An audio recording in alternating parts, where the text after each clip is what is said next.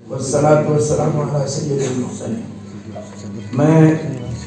سب سے پہلے تہہ دل سے بھائی محمود مدنی صاحب دامت برکاتہ کو مبارکباد دیتا ہوں تو انہوں نے اس قسم کا پروگرام کیا، اور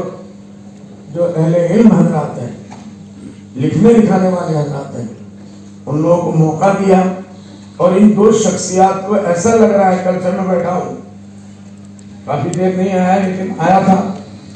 تو ایسا لگ رہا تھا لکھنے والوں میں اور پڑھنے والوں میں جو جذبہ تھا، چاہے وہ 3 منٹ کا ہی ملا،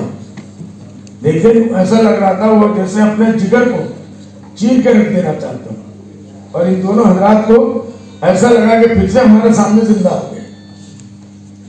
تو اللہ تعالیٰ اس کو جزائے خیر دے بھائی محمود مدنی صاحب کو اور ان کے رفقا کو، کہ اس قسم کے پروگرام ہمیشہ ہوتے رہیں، اور اکابرین کے علوم کو ہم لوگ پھر سے زندہ کریں۔ اور میری ساتھ میں مشورہ ہے کہ ان کو مختلف زبانوں میں اگر لا سکے تو انشاءاللہ اس کا بہت فائدہ ہوگا۔ لوگوں کو جمعیت علماء کیا ہے، کیا جمعیت علماء کی تاریخ رہی، کیسے کیسے جمعیت علماء نے افراد پیدا کیے،